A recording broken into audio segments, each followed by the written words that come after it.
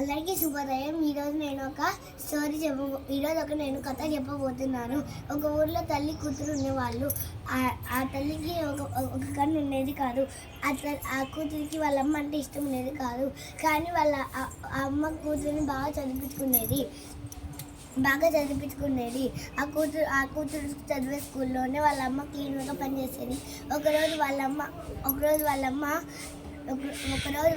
School వాళ్ళ క్లాస్లోకి వెళ్ళినప్పుడు వాళ్ళందరూ వాళ్ళ అమ్మని ఎక్కిరిస్తుంటే తను చాలా బాధపడింది. అప్పుడు వాళ్ళ కూతురు తన మీద చాలా కోప్పడింది. అప్పుడు తను పెళ్లి చేసుకొని పెద్ద అయిన తర్వాత ఒకరోజు వాళ్ళ అమ్మ చూడడానికి వచ్చినప్పుడు నువ్వు ఇక్కడికి తిరిగి వెళ్ళిపోయినప్పుడు తను బాధతో వెళ్ళిపోయింది.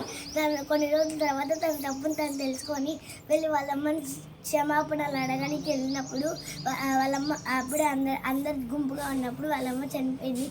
అప్పుడు పక్కింటి అంకుల్ ఏం చెప్పారంటే, మీ అమ్మ నిన్ను కలవనికి వచ్చే ముందే తనకి ఒక జబ్బు ఉంది, కానీ తను నిన్ను ఆఖరిసారిగా చూసుకున్నామని వచ్చినప్పుడు నువ్వు కోప్పడతానని పంపించేసేసావు అని చెప్పిన తర్వాత తను నీకు ఒక పేపర్ రాసింది చదువు అని చెప్పిన తర్వాత తను చదవడం మొదలుపెట్టింది. దాంట్లో ఏముందంటే, చిన్నప్పుడు నీ కార్ యాక్సిడెంట్లో మీ నాన్న చనిపోయాడు, అప్పుడు నీకు ఒక కన్ను పోయింది, దాన్ని చూసి నేను తట్టుకోలేక నా కన్ను నీకు ఇచ్చాను, కానీ నువ్వు నా మీద కోప్పడావు